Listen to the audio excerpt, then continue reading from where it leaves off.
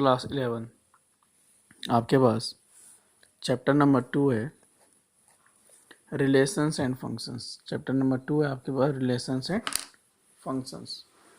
ठीक है, तो रिलेशंस एंड फंक्शंस पढ़ने के लिए आपको पहले पढ़ना होगा कार्टेशियन प्रोडक्ट ऑफ सेट्स।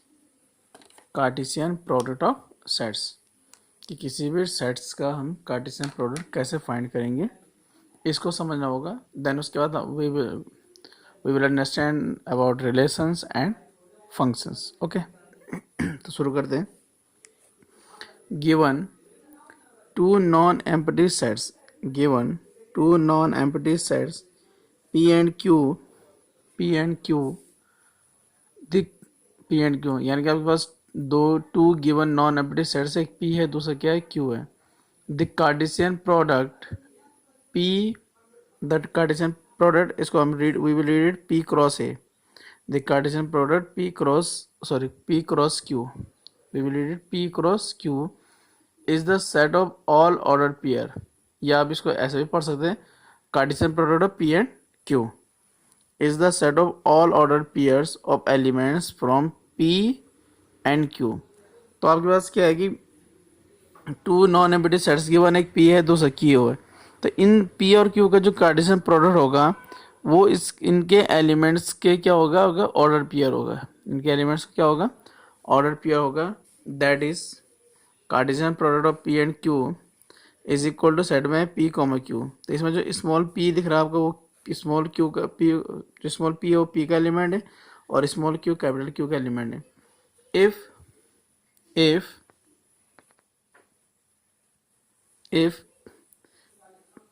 ठीक है, इफ p इक्वल टू 5 हो जाए, p इक्वल टू 5 का मतलब ये है कि p क्या आपका एम्प्टी सेट है और q इक्वल टू 5 हो जाए, या तो p इक्वल टू 5 हो या q इक्वल टू 5 हो, then Cartesian product of P and Q वो भी क्या हो जाएगा आपका 5 हो जाएगा। Then Cartesian product P and Q वो भी क्या होगा आपका 5 हो जाएगा। ठीक है, तो अब जरा कार्टेशियन प्रोडक्ट को समझने के लिए एक एग्जांपल लेते हैं और एग्जांपल की थ्रू उसको समझते हैं, मे भी ज़्यादा समझ में आ जाए। ठीक है, क्योंकि जब हम एग्जाम्पल सॉल्व करते हैं तो हम इस चीज़ को एक टाइप से हम लोग प्रैक्टिकली सॉल्व कर रहे हैं, ये चीज़ हमें क्या होगी दिखाई दी कि मतलब। तो एग्जाम्पल में फर्स्ट है इफ़ ए इक्वल टू 2,4,6, एक सेट है उसके अंदर एलिमेंट है 2,4,6 एंड बी एक सेट है उसके अंदर एलिमेंट है 1,2। देन अगर आपसे पूछा जाए कि आपको Cartesian product of A and B find करना, you have to find the Cartesian product of A and B. तो उसके लिए हम क्या करेंगे, A and A cross B है क्या लिख देंगे 2,4,6 और ये हो जाएगा आपका ऑर्डर पेयर विद 1,2। अब हम क्या करेंगे कि ए के जितने भी एलिमेंट हैं, ए सेट में जितने एलिमेंट हैं वो पहले बी सेट के सारे एलिमेंट के साथ क्या होगा ऑर्डर पेयर होगा। तो इसका मतलब ये है कि ये हो जाएगा आपका 2,1, 2,1 यहाँ 2 है, फिर हो जाएगा 2,2, ये 2 एलिमेंट इसके दोनों के साथ क्या हो गया ऑर्डर पेयर। अब नेक्स्ट एलिमेंट है 4, तो 4,1 हो जाएगा, फिर हो जाएगा 4,2। नेक्स्ट एलिमेंट है आपके पास 6,1 और फिर हो जाएगा आपका 6,2। तो ये इस टाइप से आपने क्या कर दिया ऑर्डर पेयर बन गया आपका किसका ए एंड बी का। तो ये है आपके पास ऑर्डर पेयर फाइंड करने का तरीका कि ऐसा करके आप क्या करेंगे ऑर्डर पेयर फाइंड कर सकते हैं। आई होप कि आपको समझ में आ रहा होगा कि ये ऑर्डर पेयर है आपका। आगे बढ़ते हैं इसमें और आगे बढ़ के ये है कार्टेशियन प्रोडक्ट ऑफ 3 सेट्स। अभी तक हमने 2 सेट्स का देखा, एक आपके पास ए था, अनदर वन आपके पास क्या था बी था। लेकिन अब आप लोग देखेंगे कार्टेशियन प्रोडक्ट ऑफ 3 सेट्स, यानी कि 3 सेट्स का कार्टेशियन प्रोडक्ट। तो उसके लिए है कि let A comma B and C be 3 sets. तो आपके पास एक ए है, एक बी है, एक सी है, 3 सेट्स हैं। Then A cross B cross C is the set of all order triplets, all order triplets having first element from A। यानी कि इसके जो ट्रिपल एलिमेंट कैसे बनेंगे कि जो फर्स्ट एलिमेंट होगा वो A से होगा, second element from B and third element from C। तो आई डॉट यानी कि दैट इज, और दैट इज में क्या हो जाएगा आपके पास कि ये आपके पास A cross B cross C यानी कि A B C हो जाएगा, A B C हो जाएगा। तो जो स्मॉल ए है वो एलिमेंट हो जाएगा ए, स्मॉल बी एलिमेंट हो जाएगा कैपिटल बी का, और स्मॉल सी एलिमेंट हो जाएगा कैपिटल सी का। तो ये थ्री सेट्स का कार्टेशियन प्रोडक्ट। अब इसमें एक एग्जांपल फिर देखते हैं थ्री सेट्स के लिए। इफ़ ए इक्वल टू है, यानी एक सेट है उसका एलिमेंट है 1,2, बी एक सेट है उसका एलिमेंट 3,4 एंड सी एक एलिमेंट है उसके, सी एक सेट है उसका एलिमेंट है 4,5,6। तो फाइंड ए क्रॉस बी क्रॉस सी। तो डायरेक्ट जो है आपके पास ए क्रॉस बी क्रॉस सी फाइंड करना इतना ईजी नहीं है। तो हम उसके लिए क्या करने वाले हैं, फर्स्ट ऑफ ऑल अगर एग्जाम में क्वेश्चन आएगा तो आप इस टाइप से लिखेंगे, given A equal to 1,2, B equal to है आपके पास 3,4 एंड जो सी है सी इक्वल टू जाएगा आपके पास 4,5,6। तो फर्स्ट ऑफ ऑल आप लोग क्या करेंगे, पहले ए क्रॉस बी फाइंड कर लेंगे। तो ये कैसे सॉल्व हो जाएगा, आपको 1,2 हो जाएगा और कार्टेशियन प्रोडक्ट किसके साथ हो जाएगा आपके पास, बी के साथ हो जाएगा। तो आप इसको ऐसे लिख सकते हैं 1,3 फर्स्ट एलिमेंट इन दोनों के साथ ऑर्डर पेयर बनाएगा तो 1,3 1,4, फिर सेकेंड एलिमेंट है आपको 2,3 और फिर है आपके पास 2,4। तो ये हो गया आपका ए क्रॉस बी। लेकिन अब आपको फाइंड क्या करना था, फाइंड तो आपको करना था and A cross B cross C. तो आपने ए क्रॉस बी तो आपको पहले मिल गया, तो इसकी वैल्यू रख देंगे 1,3 है, फिर 1,4 है, फिर 2,3 है, फिर 2,4 रहेगा। और फिर किसके साथ करने का ऑर्डर पेयर, आप करने वाले 4,5,6 के साथ आप क्या करने वाले इसका ऑर्डर पेयर। तो जैसे आप इसका ऑर्डर पेयर करेंगे तो ये जो 1,3 है पहले इसके साथ ऑर्डर पेयर हो जाएगा, इसके साथ 4 के साथ। तो जाएगा 1,3 कितना जाएगा आपके पास 4, फिर ये वाला दूसरे के साथ ये जाएगा 1,3 कितना 5, फिर ये वाला हो जाएगा आपका नेक्स्ट के साथ तो 1,3,6। अब ये वाला इसके साथ हो जाएगा तो ये हो जाएगा आपके पास 1,4,4, 1,4,5, फिर जाएगा आपके पास 1,4,6, फिर उसके बाद नेक्स्ट है 2,3, तो ये जाएगा आपके पास 2,3,4, फिर जाएगा 2,3,5, फिर जाएगा आपके पास 2,3,6 और लास्ट है आपके पास 2,4, तो 2,4,4, फिर जाएगा ये 2,4,5 और नेक्स्ट जाएगा 2,4,6। तो अगर आप ध्यान से देखेंगे इसमें थे 1 2 3 4 एलिमेंट, इसमें थे 3 तो 4 से 12 एलिमेंट, तो 1 2 3 4 5 6 7 8 9 10 11 12। तो ये हो जाएगा आपका ए क्रॉस बी क्रॉस सी। तो इस टाइप से आप थ्री सेट्स का ऑर्डर पेयर फाइंड कर सकते हैं। तो अगर हम थ्री सेट्स का ऑर्डर पेयर फाइंड कर सकते हैं तो फिर आपके माइंड में फिर से एक क्वेश्चन रेज होगा, अच्छा अगर हम 3 का कर सकते हैं फिर 4 का भी कर सकते हैं, तो फिर तो हम 5 का भी कर सकते हैं, फिर हम 6 का भी कर सकते हैं। तो यस हम इन सब का ऑर्डर पेयर फाइंड कर सकते हैं।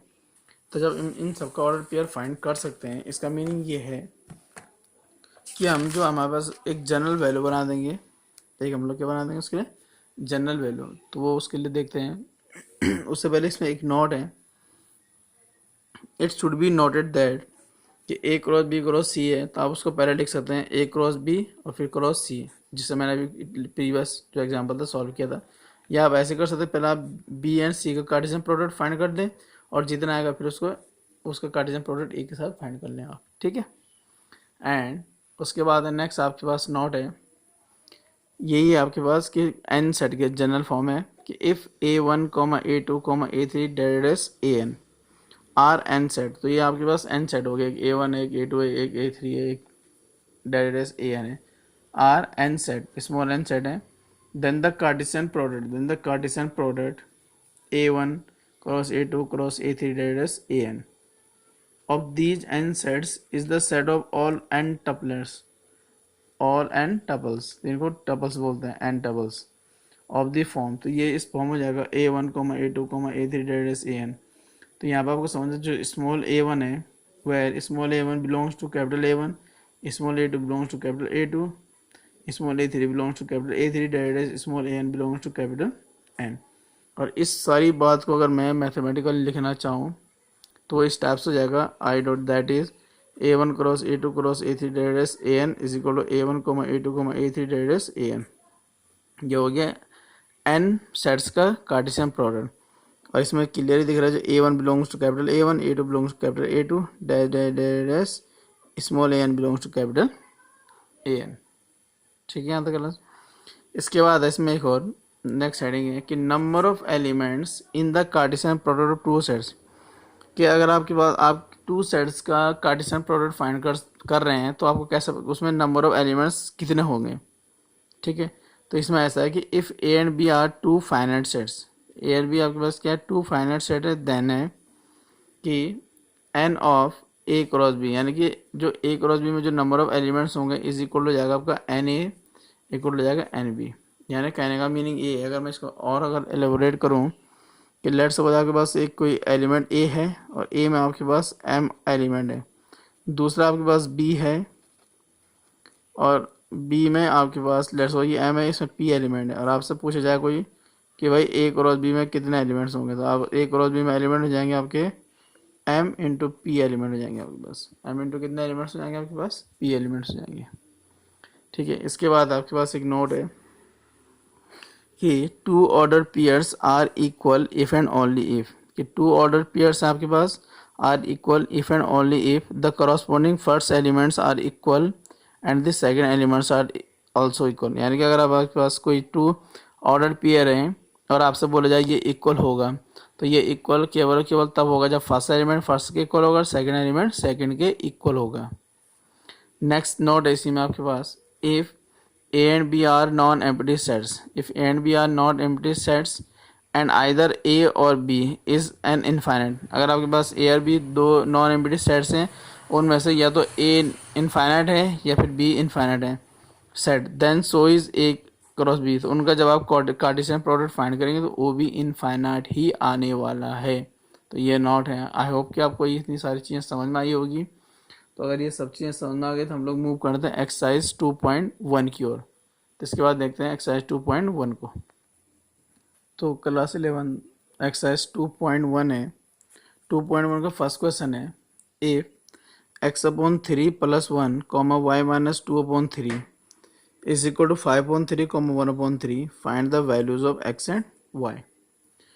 तो ये गिवन है और आपको x एंड y की क्या करनी है, वैल्यू फाइंड करनी है। ठीक है, तो उसके लिए हो जाएगा आपका गिवन x/3 + 1, y - 2/3 इक्वल हो जाएगा 5/3, 1/3। तो अगर आप ध्यान से देखेंगे ये भी ऑर्डर पेयर है, यानी कि ये डबलेट है, क्योंकि इसमें कितने एलिमेंट है, 2 एलिमेंट, एक ये और एक ये।